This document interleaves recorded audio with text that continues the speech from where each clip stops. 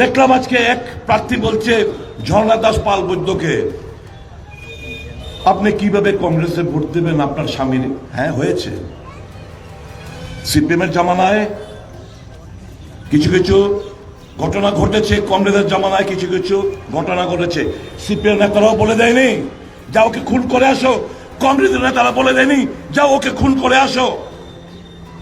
কিন্তু আজকে এই সমস্ত সমাজদ্রোহী খুনিরা কোথায়?